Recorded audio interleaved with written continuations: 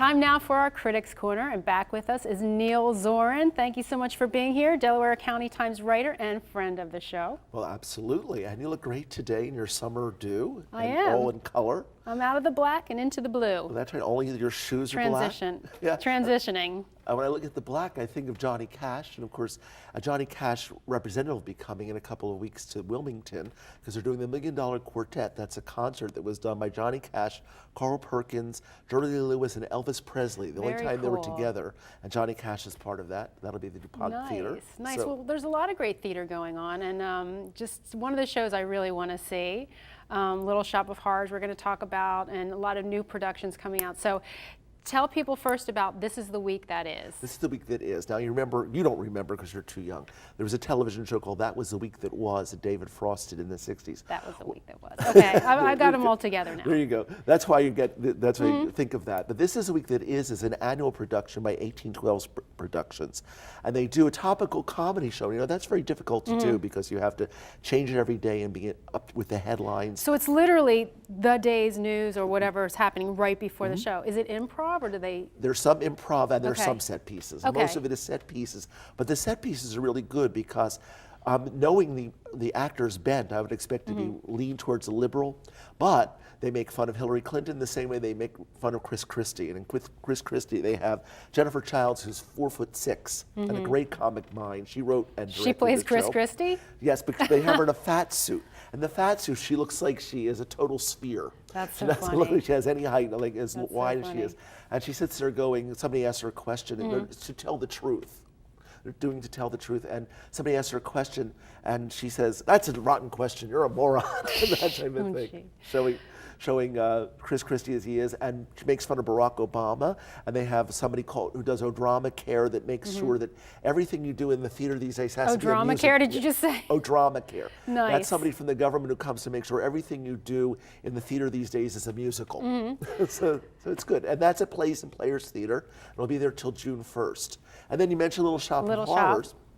That's at the I want to break into song right now. Go ahead. Little shop. No, go ahead. No. I'll keep save that going. for another I'll time. wait. I'll shut up to hear you sing. What were you saying? The line that you loved? The plant, he's Yes, gonna die. The guy just looks like plant food to me. Plant the guy sure food. looks like plant food to me. It really is one of my favorite shows. But briefly, tell everybody what the premise is and where they can see it. Well, it's at the Bristol Riverside Theater in Bristol, Pennsylvania. It's a good, solid production.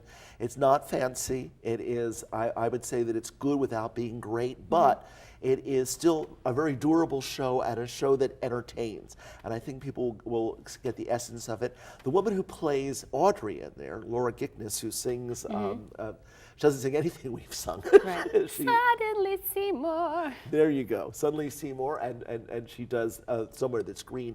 She's special because she brings, I think, to Audrey, she's not just a caricature. I think she brings heart to her, as the theme of this show, and that there's some humanity to her. I think she really cares about Seymour. I think she really wants to get on in the world. The dentist is a little overplayed by a guy named Danny Vaccaro, but still, it's great. It's And good for all ages. You can go with the family. Yes. Young kids might need some explanation that the plant's going to eat everybody. Yeah, well, that might be a little scary. There's an age cutoff. Everybody dies, so there you go. But an age cutoff, also a very scary movie I thought was The Wizard of Oz. I was always afraid, and now it's on the stage, but it is for all ages. It's for all ages, and the great thing about this Wizard of Oz, it's an exact reenactment of the 1939 movie. They actually take the movie and they show it to you as if it were on stage. And because it was sort of a staged piece, they can do that.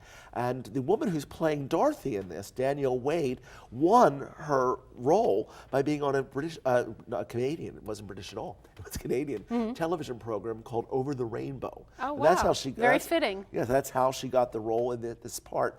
And it has new songs by Andrew Lloyd Webber.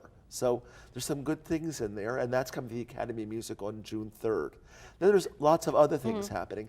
There's a wonderful, Man of La Mancha to me is a little bit of a cliche. Right. I never really get into it, but at the Act Two Playhouse right now, which is in Ambler, Pennsylvania, they're doing a production that is very intimate because it's a very small stage. And like the Bristol Riverside Theater, every seat's a good seat. So you always see a lot of things. Men of La Mancha is a play within a play. And here they're really doing that. They're taking things out of prop boxes, they're putting things on, they're moving things around, people are playing different characters. The characters are basically prisoners of the Inquisition, but they give them different roles. It's a good piece. It's one of the better times I've seen in Men of La Mancha. That's an Act Two Playhouse. Other things coming up, How to Succeed in Business Without Really Trying at the Walnut Street Theater is coming up. That's always a goodie. You're a walking encyclopedia of information, theater information. Well, then you have to be. And then of course, I wanted to mention Dee Dee Bridgewater, who's coming twice this to Philadelphia. She's coming to the Cape May Jazz Festival from May 30th to June 1st.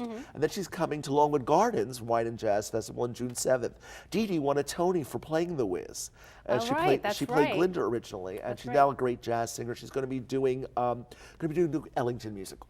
Very cool. Well, can you stick around for a minute and come back and talk movies with us? I certainly can. All right, Looking stay forward. tuned. Neil will be back, but first, as we go to break, you may want to check out Sojo 1049 10th Anniversary Concert happening this Friday at the House of Blues. Tickets are $23, and you can get more information at sojo1049.com.